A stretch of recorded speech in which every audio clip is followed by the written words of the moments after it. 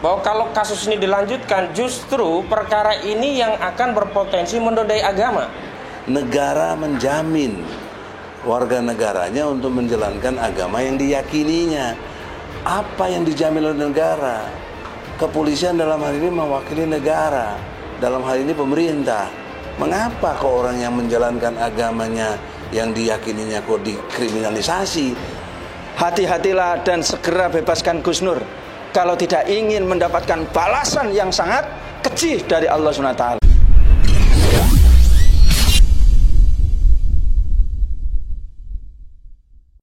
Bismillahirrahmanirrahim. Assalamualaikum warahmatullahi wabarakatuh. Waalaikumsalam warahmatullahi. Hari ini alhamdulillah kami dari tim advokasi Gus Nur, juga sejumlah ulama yang mendampingi kasus Gus Nur, hari ini sudah datang ke Mabes Polri dalam rangka untuk menyerahkan surat permohonan audiensi kepada Kapolri.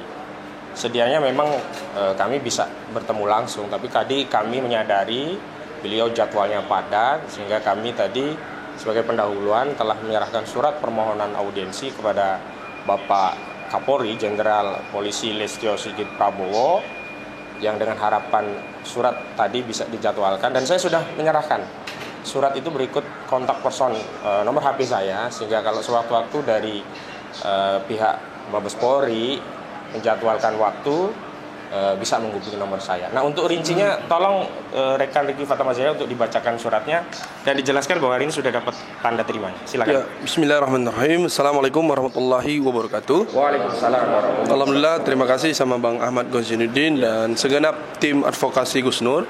Kami tadi alhamdulillah hari ini hari Selasa tanggal 22 November 2022 sudah datang ke Mabes Polri. Kami menyampaikan surat permohonan audiensi kepada Kapolri Pak Sigit Listio Prabowo.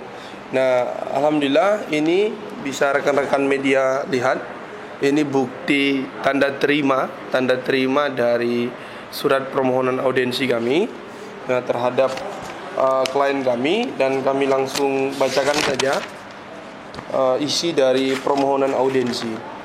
Kepada yang terhormat Bapak Kapolri Jenderal Polisi Listio Sigit Prabowo, Jalan Trunojoyo nomor 3 RT 2 RW 1 Selong, Kecamatan Kebayoran Baru, Kota Jakarta Selatan, Daerah Khusus Ibu Kota Jakarta.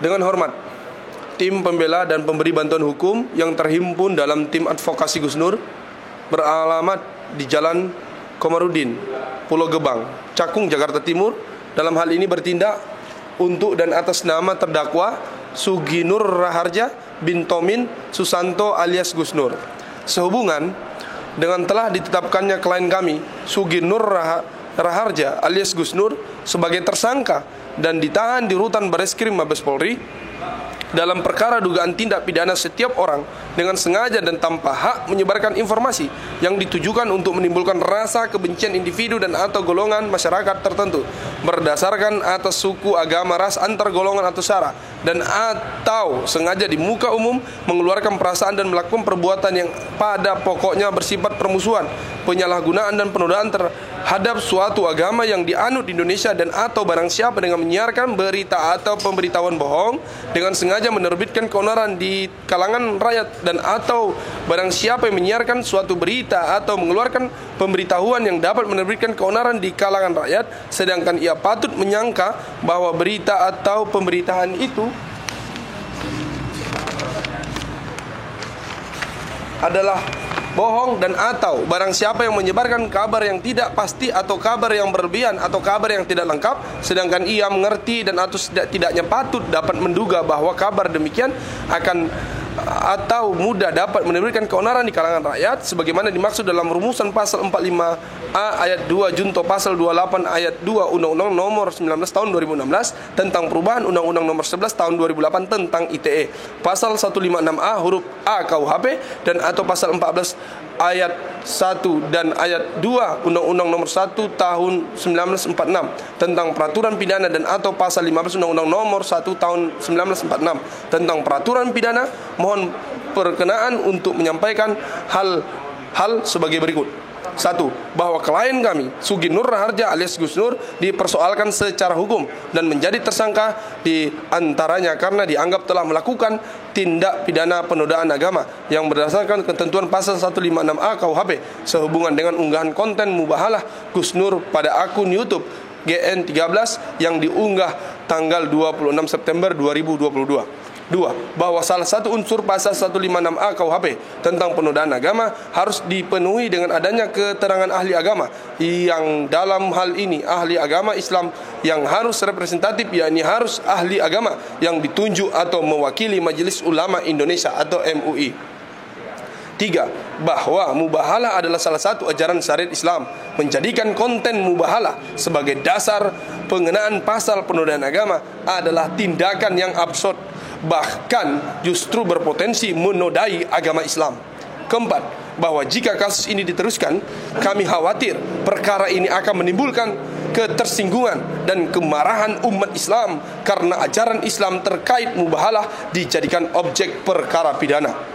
Berdasarkan hal itu, mohon kiranya Yang Terhormat Kapolri dapat memerintahkan kepada jajaran di bawahnya agar menyelesaikan perkara yang dimaksud dengan pendekatan restoratif justice. Mubahalah adalah ajaran Islam, mempersoalkan mubahalah secara pidana kami khawatir akan memicu ketegangan dan menimbulkan keterbelahan di tengah masyarakat berdasarkan SARA. Kami juga mohon agar Bapak Kapolri dapat menjadwalkan pertemuan audensi dengan kami untuk menjelaskan perkara dimaksud untuk waktunya menyesuaikan dengan agenda Kapolri. Untuk konfirmasi lebih lanjut dapat menghubungi kami yang sudah kami sampaikan di surat. Demikian permohonan disampaikan atas perhatian dan perkenannya diucapkan terima kasih. Jakarta, 22 November 2022. Hormat kami, tim advokasi Gus Nur, Profesor Dr. Haji Egy Sujana Mastal SH MSI, Ahmad Gozinuddin SH, dan juga tim yang lainnya. Terima kasih. Itu surat yang kami sudah sampaikan atas nama tim advokasi Gus Nur. Mudah-mudahan didengar oleh Bapak Kapolri agar ini ditindaklanjuti. Kami minta untuk diagendakan audensi demi kepentingan hak-hak klien kami, yakni Gus Nur. Mudah-mudahan. Terima kasih. Assalamualaikum warahmatullahi wabarakatuh. Waalaikumsalam warahmatullahi wabarakatuh. Perlu kami jelaskan bahwa klien kami itu dianggap, yang pertama, klien kami dianggap melakukan penodaan agama karena konten mubahalah. Mubahalah apa? Mubahalah terhadap Saudara Bambang Trimulyono terkait ijazah palsu Saudara Joko Widodo yang dilakukan di akun YouTube milik klien kami Gus Nur, yakni di akun YouTube GN13 atau Gus Nur 13 begitu. Nah, kami berpandangan bahwa kalau kasus ini dilanjutkan, justru perkara ini yang akan berpotensi menodai agama.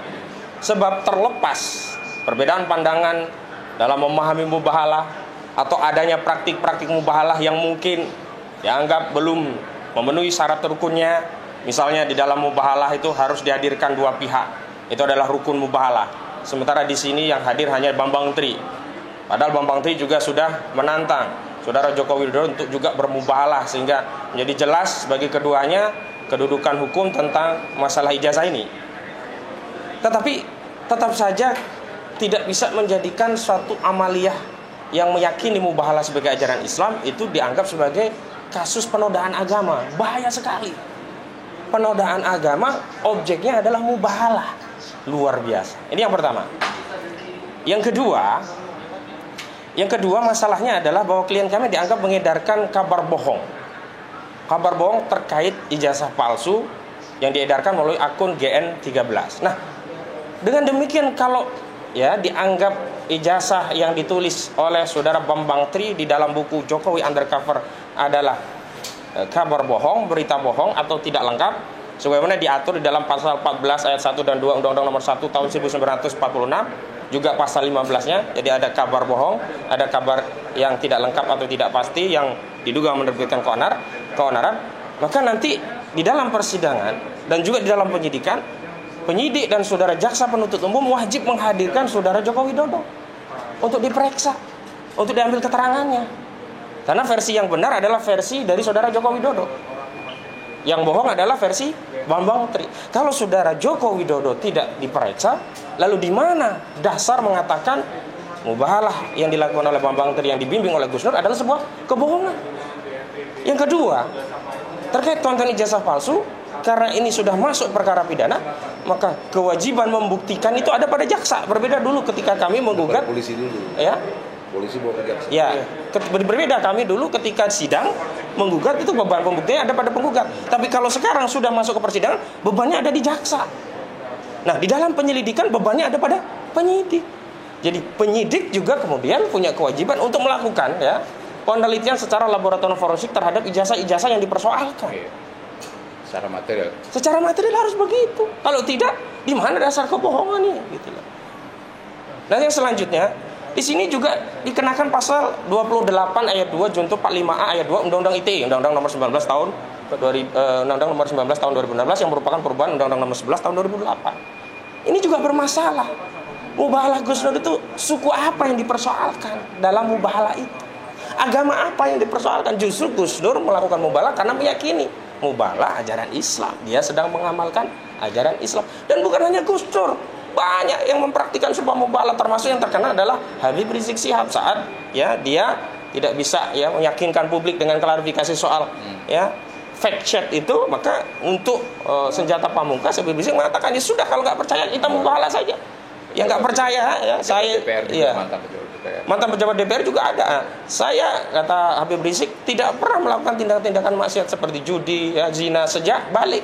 Sekarang siapa yang berani menuduh, silahkan saja. Dan terbukti ada kabar beberapa orang yang tadinya nyinyir kepada Habib Rizik kan mengalami hal-hal yang ya kita patut duga itu adalah efek dari mubahalah gitu. Korban. Efek dari mubahalah, dan itu bukan korban, kelakuan dia sendiri. Kenapa dia tidak punya bukti, berani menuduh orang lain, dan tuduhan zina itu luar biasa. Dalam Islam harus menghadirkan 4 orang saksi loh. Kalau salah tuduhannya dia kena dicambuk 80 kali. Karena ya orang menuduh zina itu juga kena kasus loh dalam Islam. Nggak gampang, nggak hanya cat-cat kemudian padahal terakhir juga chatnya itu ternyata fake ya kan. Nah, saya juga mempersoalkan kok bisa masuk pasal ini gitu. Dan ini pasal-pasal yang umumnya untuk mengkriminalisasi aktivis-aktivis kita gitu loh. Pasal 28 ayat 2 Undang-Undang ITE, pasal 15, pasal 14 Undang-Undang Nomor 1 tahun 1946. Dan terutama pasal 55 ayat 1 ke 1 KUHP, karena ada delik penyertaannya juga dianggap turut serta atau paling tidak melakukan perbantuan dalam tindak pidana. Ini adalah tindakan-tindakan menurut saya terlalu gegabah. Karena itu semestinya memang ini tidak layak untuk diteruskan dan harusnya dihentikan.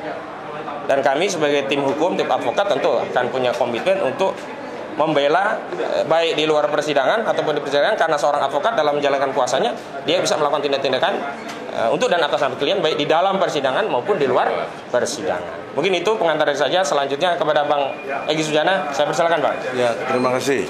Assalamualaikum warahmatullahi wabarakatuh.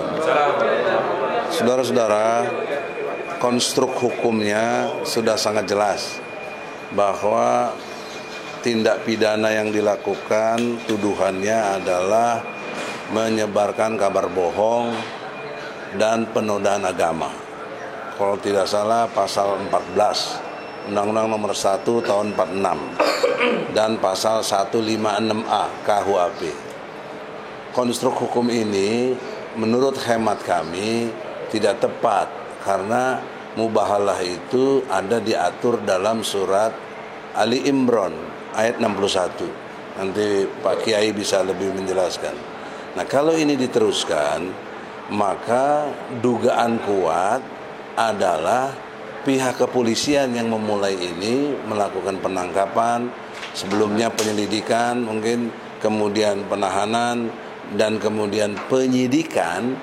Itu terhadap yang dimaksud Al-Quran Ali Imran ayat 61 adalah kriminalisasi kepada Al-Quran. Dan ini bertentangan dengan pasal 29 ayat 2. Negara menjamin warga negaranya untuk menjalankan agama yang diyakininya. Apa yang dijamin oleh negara? Kepolisian dalam hal ini mewakili negara, dalam hal ini pemerintah. Mengapa kok orang yang menjalankan agamanya yang diyakininya kok dikriminalisasi, kok ditangkap? Nah, ini satu hal yang sangat secara konstruk hukum Anda polisi telah bertentangan dengan nilai-nilai hukum itu sendiri. Yang kedua, polisi dalam hal ini Kapolri telah mengeluarkan peraturan Kapolri nomor 8 tahun 2021. Saya baca di pasal 1-nya ayat 1, 2, dan 3 tentang tindak pidana adalah perbuatan yang melawan hukum, yang berakibat bisa dipenjara, dikurungan, dan dibayar denda. Namun dalam konteks tindak pidana itu ada peluang yang diberikan, diatur dalam perkap itu, namanya RJ, restorasi justice atau restorasi keadilan. Jadi dengan restorasi keadilan ini seharusnya pihak penyidik, polisi tidak boleh langsung tangkap dong. Apalagi ditahan. Sangat tidak boleh. Anda tidak menghormati pimpinan atasan Anda sendiri. Anda telah tidak taat pada pimpinan. Ini perbuatan yang subversif dalam perspektif organisasi polisi. Gak benar gitu loh. Kok melawan pimpinan? Pimpinan sudah bikin RJ, kalian main tangkap saja. Bahkan cara-caranya kotor, jahat, diiming-iming dulu, dihimbau sampai berkali-kali datang ke Solo, diyakinkan. Ke Solo, Bang. Malang. Oh, ke Malang, sorry, ke Malang. Itu konteksnya untuk meyakinkan tidak ditahan. Akhirnya kita berdebat dengan Gus Nur, kita meyakininya jangan percaya sama polisi, saya bilang juga begitu, Ahmad juga bilang. Tapi kenyataannya Gus Nur punya sangka baik karena dia ulama, ya, oke lah, kita ikuti. Akhirnya ternyata benar sampai di sini, langsung ditahan, ditangkap dulu, ditahan, dan langsung dijadiin tersangka. Yang semua itu ada aturannya di KUHAP, dilanggar semua KUHAP itu. Nah, jadi jelas di sini indikasinya sudah amat terang benderang bahwa pihak kepolisian satu mengkriminalisasi Al-Quran, Ali Imran ayat 61. Kedua, prosedur hukum tidak ditempuh dengan baik seperti yang diatur dalam KUHAP. Yang ketiganya, polisi telah mengiming-iming dan menjanji-janji palsu, hoak justru. Kenapa langsung ditangkap dan ditahan? Nah, ini kesalahan serius. Dan ini akan berakibat kalau dibawa ke kejaksaan, mestinya juga batal demi hukum, karena nggak sesuai dengan hukum. Nanti di jaksa juga jadi persoalan serius. Kena pasal 143 KUHAP tentang dakwaan yang cermat, yang lengkap, yang jelas, ya, yang tidak obscurable, tidak kabur. Nah, oleh karena itulah dalam kesempatan ini saya menghimbau, tegakkanlah RJ, restorasi justice itu. Kapolri kita udah tulisin surat, lakukan itu. Kalau saya sebagai lawyer, saya senang kasus ini, karena tadi saudara Ahmad sudah mengatakan beban ada pada polisi, beban ada pada kejaksaan untuk membuktikan ijazah Jokowi itu asli atau tidak. Mana bebannya? Itulah kemarin kami cabut karena kita punya beban harus membuktikan. Nah, klien kami ditangkap, bagaimana kita bisa membuktikan? Segala mungkin dan akses saksi dan lain sebagainya Bambang Tri yang punya. Tidak bisa dikeluarkan. Maka kita berpikir counter attack, kita cabut dulu, nanti kita ketemu di pidana. Nah, bebannya itu ada pada kalian polisi dan jaksa. Mari kita bertarung di pengadilan. Saya minta cepat, karena Gus Dur sudah lebih dari sebulan seingat saya ditahan. Mari kita bertarung di pengadilan. Saya bisa belajarin nanti secara ilmu hukum, dan kita harap hakimnya jangan hakim yang masuk angin, hakimnya yang kata Rasulullah dari 3 hakim 2 masuk neraka, ya. Jadi kan biasanya sidang juga 3 hakimnya. Itulah 2 potensi masuk neraka itu kuat sekali. Nah, oleh karena itulah di dalam kesempatan ini saya menghimbau kepolisian, terutama Kapolri, RJ ditegakkan sesuai dengan yang Anda keluarkan sendiri, peraturan Kapolri nomor 8 tahun 2021. Dan juga kejaksaan, saya ingatkan nanti juga ada poin tentang deponering, karena ini menyangkut agama, menyangkut keresahan masyarakat besar. Saya akan minta juga deponering nanti, dan terus banyak upaya-upaya lain. Dan harusnya juga DPR dan DPD, kalian itu punya hak untuk manggil presiden, punya hak interpelasi, punya hak angket, punya hak bertanya. Kenapa kalian gak lakukan itu? Satu pun anggota DPR gak ada yang bicara. Ini bagaimana negara kita ini? Bagaimana teori Montesquieu akan jalan pembagian kekuasaan tadi? Jadi saya kira kita hidup di negara yang seperti negara abal-abal begitu loh.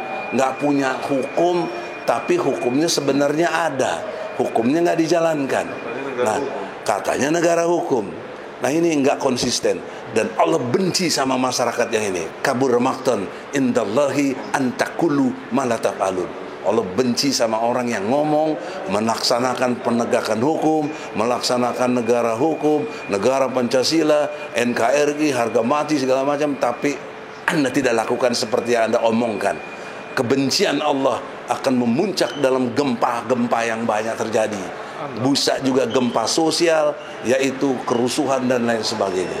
Saya ingatkan itu, semoga tidak terjadi. Saya ingin damai, saya ingin Indonesia bersatu, saya ingin Indonesia yang beradab, adil dan beradab. Saya ingin Indonesia yang berkemanusiaan dan berketuhanan yang Maha Esa. Itulah sebenarnya hakikat kita bernegara. Saya ingatkan sekali lagi, RJ ditegakkan, jaksa jangan sampai nerima ini, harus dikembalikan lagi karena tidak cukup bukti. Apa yang mau dibuktikan? Dan kami ke Majelis Ulama, jangan lupa Majelis Ulama nanti kawan kami Juju yang aksesnya ada, tolong disegerakan bisa menerima kita. Saya kira demikian, jelas, tegas, semoga Allah ridho. Assalamualaikum warahmatullahi wabarakatuh. Baik, terima kasih Bang Egi. Selanjutnya dari Bang Juju Purwantoro, mohon untuk menyampaikan pandangannya. Assalamualaikum warahmatullahi wabarakatuh. Singkat saja, seperti apa yang sudah disampaikan rekan-rekan saya tadi, Bang Husainuddin, kemudian Bang Egi juga, bahwa secara keseluruhan referensi acuan pihak Mabes itu menangkap ulama kami, Ustadz kami Gus Nur dan Bapak Bambang Tri, begitu, itu sudah jelas disampaikan tadi oleh rekan-rekan kami, ya, baik KUHP 156A, baik Undang-Undang ITE, termasuk juga undang-undang yang sudah kadaluarsa menurut kami di tahun 46 itu sampai sekarang, Undang-Undang 1 tahun 46 juga dijadikan acuan untuk menangkap dan menahan klien kami. Oleh karenanya, bahwa sampaikan tadi Bang Egi panjang lebar bahwa mereka ditahan karena kasus yang menurut keyakinan umat Islam itu adalah jelas acuannya, Bang. Apakah di Al-Quran sendiri maupun di sunnah-sunnah Rasul, Undang-Undang 45 sendiri juga mengatakan menjamin ya kita untuk menjalankan agama dan ibadah dan agama masing-masing sesuai dengan keyakinannya, begitu kan? Nah, ini fakta terjadi, dan ini pertama kali terjadi bahwa warga negara Indonesia melakukan atau menjalankan syariat agamanya ditangkap dan ditahan. Nah, oleh karenanya hal-hal seperti ini yang sudah menurut kami jelas tendensius, begitu ya, dan menyasar atau ditujukan terutama pada ulama dan umat muslim ini harus segera dihentikan di era rejim ini. Banyak sekali kasus-kasus ya rekan-rekan, apakah itu ulama, apakah itu aktivis muslim yang dalam era rejim ini mereka diperiksa, ditangkap dan ditahan, begitu. Dan ini harus dihentikan, Bang Egi. Harus dihentikan, ya. Kalau tidak, penjoliman terutama pada umat muslim terus akan berlangsung di era rejim ini. Demikian harapan dan saran kami. MUI gimana MUI? Ya, tadi Bang Egi juga nyebut MUI. MUI juga harus secara tegas, ya, harus secara tegas mengatakan bahwa ini adalah jelasnya kepentingan umat, kepentingan umat yang dasarnya adalah Quran dan hadis. Bagaimana mungkin seseorang melakukan keyakinannya tapi menjadi penodaan agama, Bang Egi? Oleh sebab itu, pihak Majelis Ulama Indonesia harus bersikap, harus mengeluarkan fatwanya tentang ini, gitu ya. Kami tunggu dengan segera MUI, begitu. Sementara ini, wassalamualaikum warahmatullahi wabarakatuh. Waalaikumsalam warahmatullahi wabarakatuh. Selanjutnya kepada Ustadz Irwan Saifullah, tafadhol, Bang. Assalamualaikum warahmatullahi wabarakatuh. Waalaikumsalam. Alhamdulillah wa syukurillah wa ni'matillah la haula wa la quwata illa billahil aliyyil azim. Saya sampaikan sekali lagi kepada Bapak Kapolri, berkali-kali saya sampaikan kepada Bapak Kapolri agar segera membebaskan Gus Nur. Ya, sekali lagi agar segera membebaskan Gus Nur. Karena jangan sampai menambah ya negara kita ini yang sudah hancur. Ya, bahkan banyak sekali ini yang sudah berbicara negara kita ini bukan hanya hancur, tapi sudah hancur lebur, saudara sekalian. Betul tidak? Betul. Ya, coba luar biasa. Tidak ada hal yang kemudian dengan pretensi negatif ataupun kebencian terhadap ya rezim Jokowi ini. Kalau kita lihat ya tiba-tiba muncul dari Bapak Abraham Somad, mantan ketua KPK terdahulu, ya, bahwa hutang luar negeri ini 7.000 langsung bisa dilunasi seketika. Ya, kenapa tidak bisa? Karena ini menunjukkan bahwa korupsi terutama di tambang dan juga batu bara ini sudah ugal-ugalan. Dan ditegaskan juga oleh Kombes Dharma Parengkun. Ya, Parengkun, ya, bahwa dalam tempo sehari hutang luar negeri kita 7.000 lebih langsung bisa dilunasi. Sama juga menurut beliau bahwa negara kita ini kenapa tidak bisa, karena terjadi korupsi yang sangat luar biasa ugal-ugalan. Ya, ini adalah merupakan peringatan keras dan juga merupakan ya opini yang juga statement yang menjatuhkan citra dari ya kepolisian yang menunjukkan tidak berdaya untuk menghadapi ya oligarki mafia yang telah melakukan korupsi besar-besaran. Ya, tidak hanya itu, tidak hanya dari sisi ekonomi yang negara kita ini sudah hancur lebur. Dari sisi hukum ini peringatan yang sudah gamblang kepada Bapak Kapolri. Ya, bagaimana Harun Masiku sampai sekarang ini ya masyarakat membuli kepolisian, tidak berdaya untuk menangkapnya. Muncul lagi sekarang ini buku merah, ya Bang, ya ramai sekali ini. Ya, muncul lagi juga Buku hitam. ya Allah, Sambo ini buku hitam, subhanallah. Mafia 303, mafia Sambo. Masih ditambah lagi ada buku bolong, ya Ismail Bolong. Coba, luar biasa. Ini Bapak Kapolri, ya luar biasa. Sampai-sampai tidak hanya masyarakat mengatakan, ya jangan lapor kepada polisi, jangan percaya kepada polisi. Tidak hanya itu, percuma lapor polisi, masih tidak cukup Bang. Jijik bertemu dengan polisi. Coba, masyarakat luar biasa. Ya, ini adalah kemarahan yang nampak nyata dari masyarakat itu kepada ya rezim Jokowi dan institusi kepolisian. Maka jangan ditambah kasusnya Gus Nur ini. Yang tadi sudah dijelaskan terjadi kesalahan prosedur. Ya, mentersangkakan Gus Nur. Terjadi kesalahan prosedur juga menangkap Gus Nur. Dan yang paling fatal di sini adalah mubahalah, ya dituduh ya terjadi penodaan agama. Subhanallah. Ya, mubahalah ini merupakan ajaran Islam, merupakan hukum Islam. Ya, ajaran Islam yang sudah masyhur, yang sangat terkenal. Bahkan menurut para ulama seluruh mazhab ini, mubahalah ini juga berkaitan dengan akidah Islam. Orang yang melakukan kalau itu benar pasti akan menanggung akibatnya yang dia berbohong. Seperti yang saya sampaikan tadi, ya berulang kali di dalam surat Al-Imran ayat 61, a'udzubillahi minasyaitonirrajim. Bismillahirrahmanirrahim. Tsumma nabtahil fanaj'al la'natallahi 'alal kadzibin. Kemudian marilah kita ini bermubahalah kepada Allah SWT dan mintalah laknat Allah SWT menimpa kepada orang-orang yang berdusta. Ya. Dan kita lihat dampaknya ini luar biasa. Ya, tadi dikatakan bahwa dampak dari mubahalah atau dampak dari doa kaum muslimin, dampak dari kezaliman kepada rakyat ini sangat luar biasa. Ya, Kapolri ini kemudian dikepung, dihancurkan dengan berbagai macam kasus.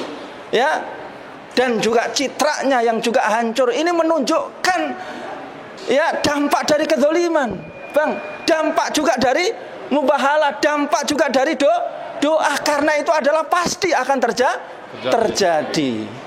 Nah, maka saya minta Bapak Kapolri jangan sampai ya terjadinya gempa, terjadinya kemarahan masyarakat, terjadinya juga ya pembulian terhadap citra rezim Jokowi maupun juga citra kepolisian ini terus-menerus terjadi. Karena kalau ini tidak dihentikan, Gus Nur tidak dibebaskan, maka kasus Ahok jilid kedua akan terjadi. Kemarahan masyarakat itu akan terjadi karena ini ya ada dua kriminalisasi yang dilakukan. Kriminalisasi kepada ya surat Al-Imran ayat 61. Yang kedua adalah kriminalisasi kepada Gus Nur yang sudah terang-terangan. Ya, bagaimana mungkin Gus Nur ini dilaporkan ini sudah 5 ini, Bang. Ya, mulai di Surabaya, mulai di Palu, mulai di Makassar, mulai juga di Jakarta. Yang semuanya ketika masuk kepada sidang, subhanallah, sidangnya sidang dagelan. Sidang sangat lucu sekali, tidak mampu membuktikan itu. Nah, ini barangkali Bapak Kapolri yang saya sampaikan, ya. Maka hati-hatilah dan segera bebaskan Gus Nur. Kalau tidak ingin mendapatkan balasan yang sangat keji dari Allah SWT. Yang kedua, mungkin Allah SWT akan memberikan balasan dengan caranya yang lain. Kemarahan dari masyarakat, mungkin juga gempa, mungkin juga kasus Sambo yang kedua, ketiga, keempat akan terjadi berbagai macam kemungkinan balasan Allah yang akan menjatuhkan ya rezim Jokowi ataupun institusi kepolisian ini bagi Allah SWT mudah kalau kemudian tidak ditegakkan keadilan dan dibebaskan Gus Nur. Dari kami demikian dulu nasihat kami. Jazakumullah khairan katsira. Assalamualaikum warahmatullahi wabarakatuh. Warahmatullahi wabarakatuh. Baik, terima kasih kepada rekan-rekan sejawat, Bang Eki Sujana, Bang Juju Purwantoro, rekan Riki Fatamazaya, rekan Anwar, juga Ustadz Iwan Saifullah. Jadi kami perlu sampaikan bahwa hari ini kami ada 2 agenda. Yang pertama, menyerahkan surat audiensi. Kenapa demikian? Karena kami berkeyakinan kalau Pak Listio Sigit Prabowo bertemu langsung dan mendengar penjelasan dari kami langsung, kami berkeyakinan kasus ini tidak akan diteruskan. Karena kami masih khawatir ya, struktur di bawahnya itu ada dugaan ABS, asal bawa senang, sehingga tidak mengetahui fakta sesungguhnya yang terjadi di tengah-tengah masyarakat. Dan ini berbahaya bagi pimpinan kalau laporannya tidak disampaikan apa adanya. Karena itu dengan beraudiensi nantinya kami bisa sampaikan hal-hal ini bisa langsung kepada Kapolri, sehingga Kapolri bisa mempertimbangkan secara utuh dan menyeluruh, sehingga kesimpulannya tidak keliru.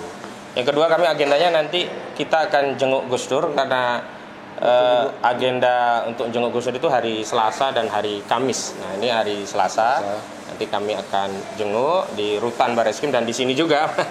Dan mohon doanya kepada seluruh masyarakat agar Gus Dur diberi kesehatan, ketabahan. Kita juga ini advokatnya juga diberi kesehatan, keamanan, perlindungan dari Allah Subhanahu wa taala. Karena itu mari kita berdoa. A'udzubillahi minasyaitonirrajim. Bismillahirrahmanirrahim. Hamdan syakirin, hamdan na'min, hamdan yu'afina ma wa yukafi mazidah. Ya Rabbana lakal hamdu wa lakal syukru kama yanbaghi li jalali wajhikal karim wa 'azimi sultanik. Allahumma ighfir lil muslimin wal muslimat wal mu'minin wal mu'minat al ahya'i minhum wal amwat. Innaka sami'un qaribun mujibud da'wat ya qadiyal hajat.